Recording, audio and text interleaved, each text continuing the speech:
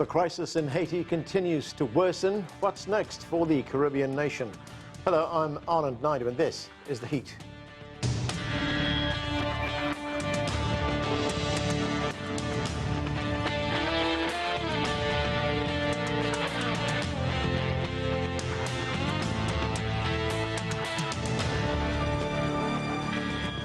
Violence and chaos continue to plague Haiti as humanitarian conditions there go from bad to worse. The small Caribbean nation, home to about 11 million people, has been in crisis mode since its president was assassinated in 2021. Armed gangs now control large parts of the capital, Port-au-Prince, and according to the UN, more than 4,500 people have been killed this year. An estimated 700,000 Haitians have fled. Meanwhile, there are still some efforts at finding a political solution, and a new prime minister was recently appointed. Here's part of what he had to say. Transparency and good governance in the management of public affairs will be a priority for my government. We will work towards social cohesion, a necessary condition for the restoration of the state and the holding of inclusive, transparent and democratic elections. Okay, for more on all of this, joining me now from Haiti is Louis-Henri. He is founder and executive director of Lakou, Lapè. Also with us is Etienne Cote-Paluck. He is editor-in-chief of Haiti Magazine and Haiti Weekly. Joining the discussion too is Roromme Chantal. He is a professor of political science at Moncton University. And also with us is DeCady. He is a former executive director with the United Front of the Haitian Diaspora. Welcome to all of you. Louis-Henri, let me start with you. As I just said, thousands of people have lost their lives in the escalating violence since Haiti's president, Jovenel Moïse, was assassinated in 2021. You now have armed gangs controlling most of the capital, Port-au-Prince. What are conditions like down there right now? Of course, the conditions are very difficult for the majority of the people who live in downtown areas of Port-au-Prince up to Midtown. It's all controlled by the Vivre Ensemble coalition, who's been on the offensive since this situation has developed and become, the political situation has developed and become more dire with the CONI-CPT conflict. Even with the new Prime Minister Fizeme in charge, there's been ongoing fighting between the PNH and the National Police and the gang coalition. This very morning, the gang coalition has been attacking the neighborhood where Jimmy Cherizier barbecue is located and has his gang, and they've been doing so over the past couple of days, following the fight in Pétionville or on the Boudon Road leading to Pétionville on Sunday. Right, and Louis, these groups that you are talking about, are these political groups fighting each other for supremacy in the capital? They're not political groups. They're gangs, well-armed groups, and they are not fighting between themselves for supremacy right now. They've come together into a coalition of multiple gangs, and they are fighting the residents of the neighborhoods that they are invading. The residents are defending themselves with vigilante groups, and the PNH also is intervening, but they do not have the firepower and the capacity to completely resist those groups. Roromme Chantal, Haiti has a history of coups and gang violence as well, but experts say the current crisis is the worst they have ever seen. What is your assessment? I agree. It is a new type of violence, new type of conflict. It is not a conventional conflict, conventional wars between gangs that would imply military treatment. We don't have that in Haiti currently. Violence has become a major structuring and operating principle of Haitian politics. It is much more socially rooted more related to weakness, the weakness of state capacities, the weakness of the national institutions, whether they are the national police, the justice system. That is to say that violence is more bound to domestic issues. So in order for us, the international community, Haitian, to bring a lasting peace solution, we need to build the state capacities, the national institution, because we have social bandits, we have legal bandits, we have violence entrepreneurs, and they are within the state, the population. International interventions, military treatment will not solve the problem. The problem will be amplified by military intervention. Right, Roromme, you refer to the national institutions as being very, very weak. Are any of them functioning right now in any effective way? I mean, do they have the resources to function? What we've seen in Haiti, it's the collapse of the state. The state has retreated. We've not seen state anywhere, nowhere. And it is only recently, after the new prime minister is in function in Haiti, Mr. Fizeme, that we've seen the national police trying to do something. What we've seen also, even if the state is the Haitian state is weak, is the lack of political willing, because the CPT, most of the parties inside that transitional mechanism have been associated to violence in Haiti. So they don't seem to want to take actions to defeat the gang. That's what explained the complexity of the situation in Haiti. Etienne, Cote-Paluck, I mean, we are being presented here with a very dire situation in Haiti, and in one of the latest setbacks, the United Nations says that it's moving some of its personnel out of the capital, Port-au-Prince. The humanitarian organization Doctors Without Borders also say that they are going to suspend critical care in the capital in Haiti. If these organizations cannot function effectively, what kind of impact is it going to have?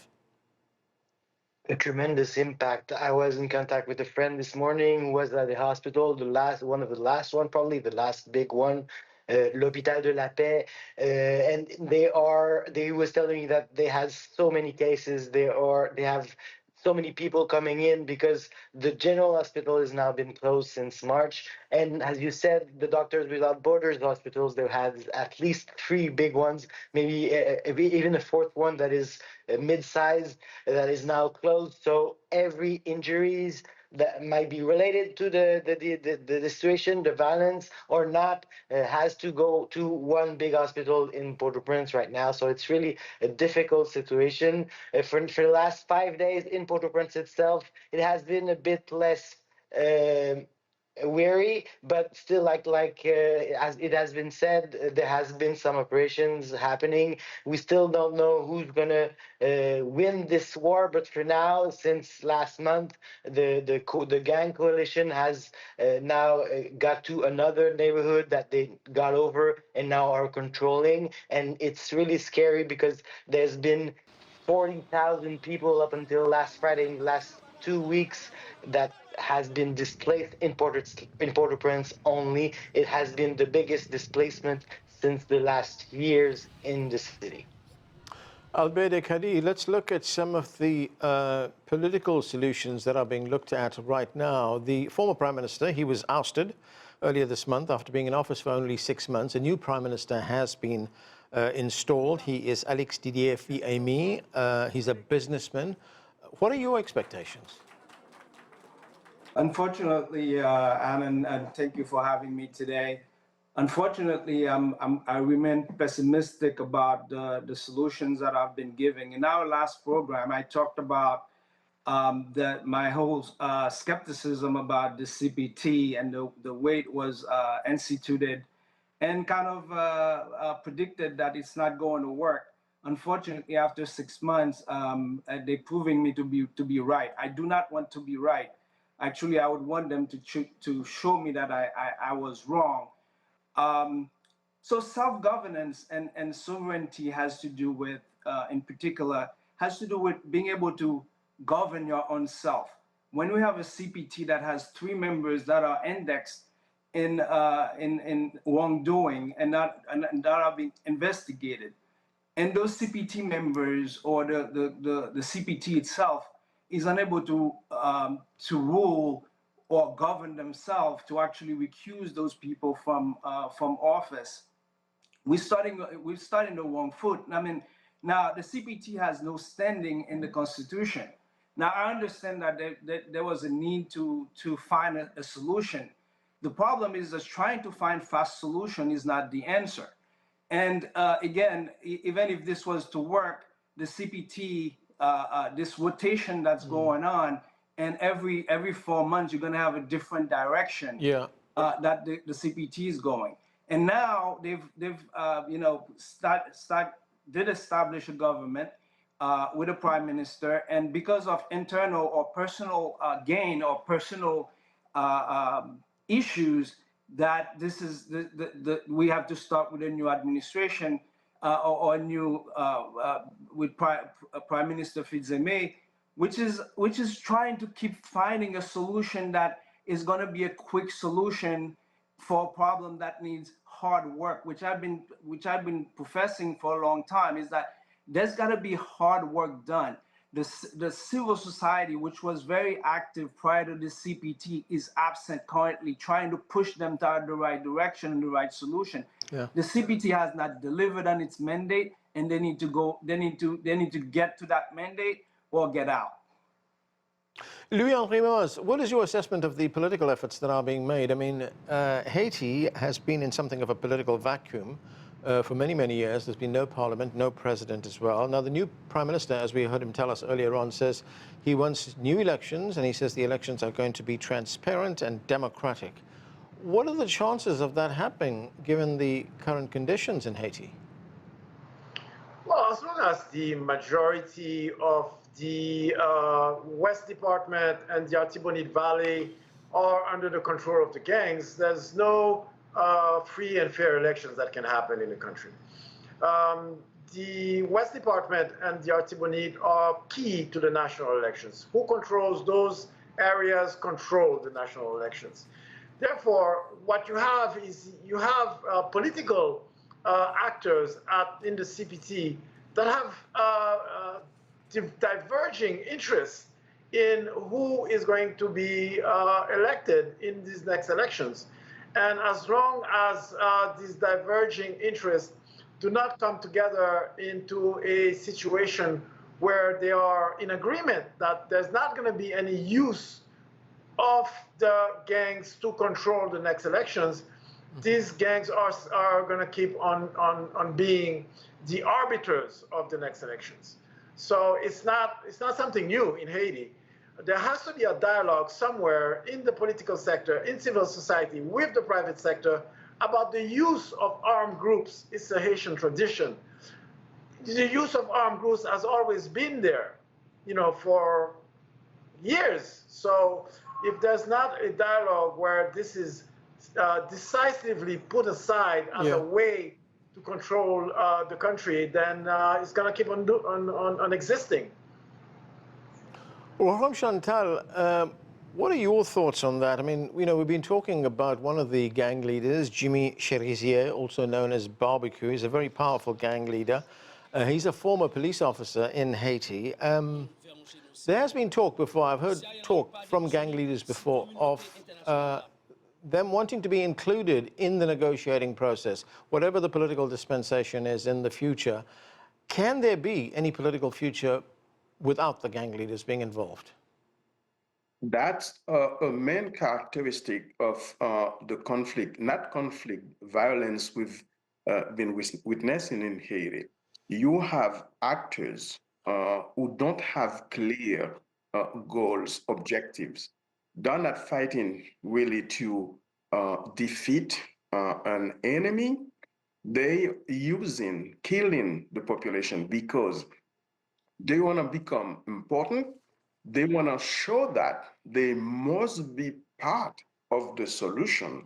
And unfortunately, powerful actors within the international community, like in the US, former diplomats, they pushing hard currently in order for them to be part of that solution. That would be something unacceptable because we have people who've been killing innocent populations.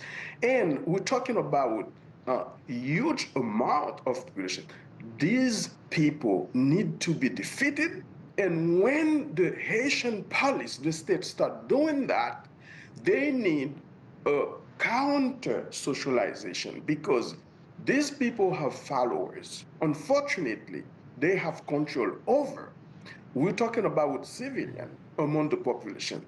These are the consequences of state failure in Haiti. The state cannot forget about those people. But as to gang leaders, violence entrepreneurs, they cannot be part of the solution. That would be immoral. DeCady, what do you think? I mean, do these gang leaders have to be involved in the negotiating process? I mean, there is a question over political legitimacy, over credibility, but given the reality of the situation and the territory that these gangs control, should they be brought in? I have been supporting an idea of a national dialogue, and that has to include everyone. Now, that said, that does not that needs to take into account that people who have committed crime to the on the people of Haiti must pay for their wrongdoing, and gang leaders, although they may need to have some kind of negotiation done with them to disarm them and maybe give them some kind of not amnesty, but some kind of lesser charges and stuff like that, but. They need to be disarmed, and I do not see the role of these gang leaders in any future of Haiti. They need to be disarmed and disbanded.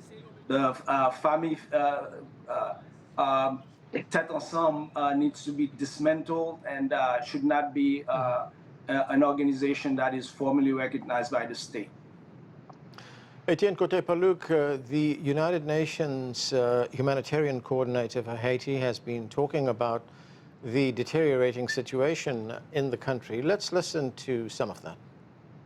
We have very critical situations on the ground. We have increasing and very steep humanitarian needs. And this is already people who live, many populations who live under very, very tough living conditions. And the situation by day is deteriorating. And that means women who've been victims of sexual violence, but also children who are now again yet facing school closure, really need the assistance very urgently. And so again, our plea for solidarity with Haiti.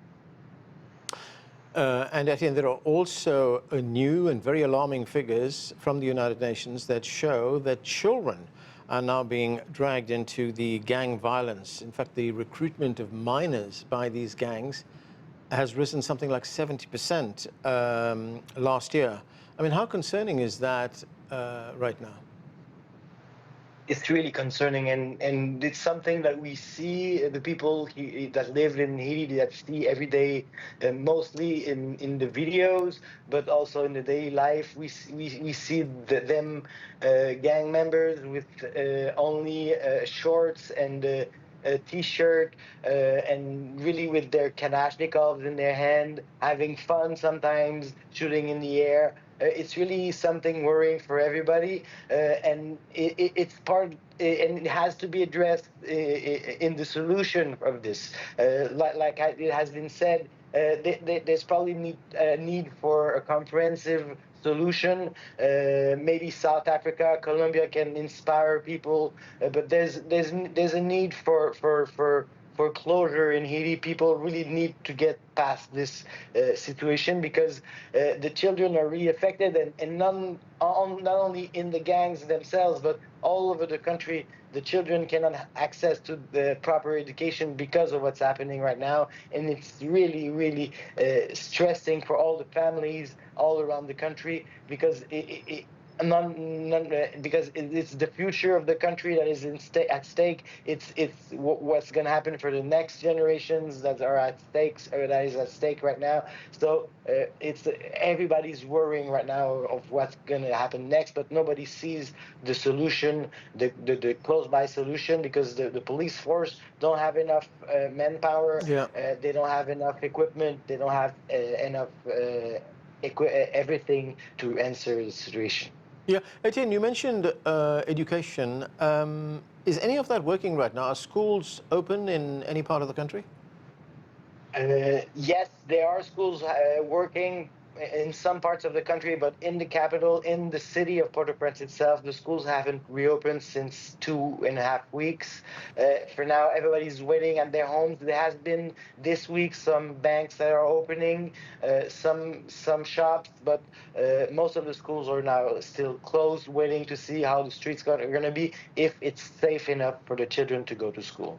Right. Louis-Henri, there are thousands of people who fled to neighboring Dominican Republic trying to seek refuge over there. The United Nations says 41,000 people were forced to flee in just the last 2 weeks. But the authorities in the Dominican Republic are now forcing people to return to Haiti. They're pushing them back across the border. What do you know about that? The Dominican Republic has always claimed that it is necessary for them to send back illegal immigrants from Haiti that have come over for either security reasons or economic reasons. And it's understandable that they do have a right to control their borders. They do have a right to control who's coming into their country.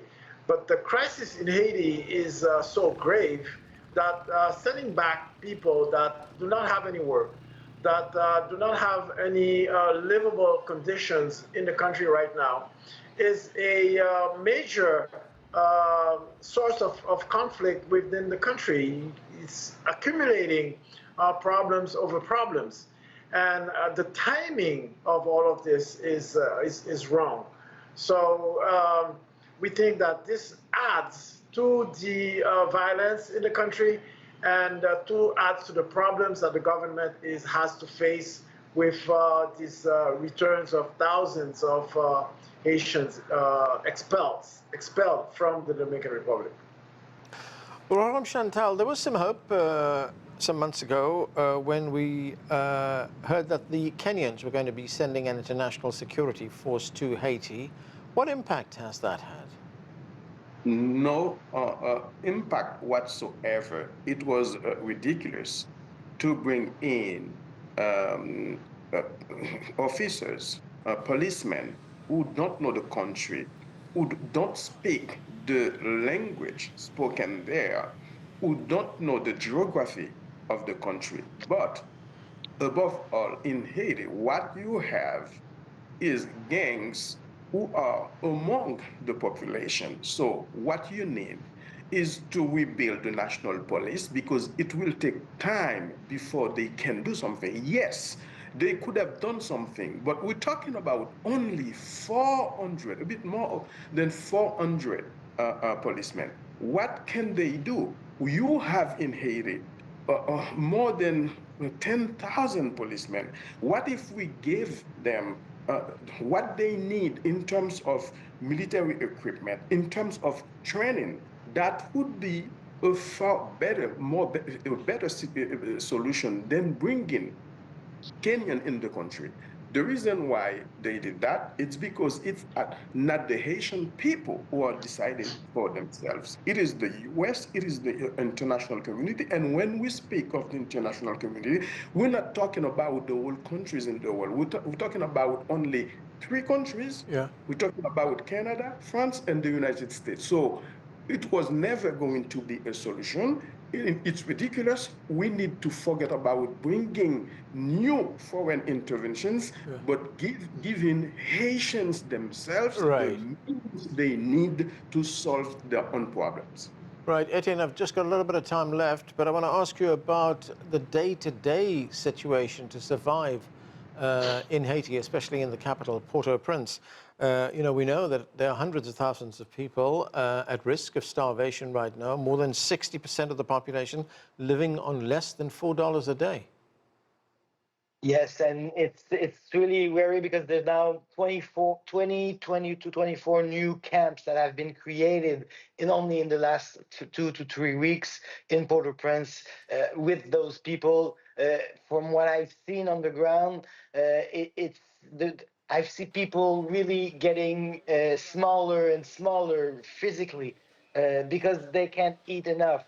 The prices have gone up all around the capital and all around the country because of the situation. No big businesses are investing anywhere. There's no big constructions happening, and it has been like that for a year, for 2-3 years now, because of the roads that are closed. Yeah. So everybody's really wary of what's going to be next, and people are hungry. Almost half of the population are now almost in a hunger situation.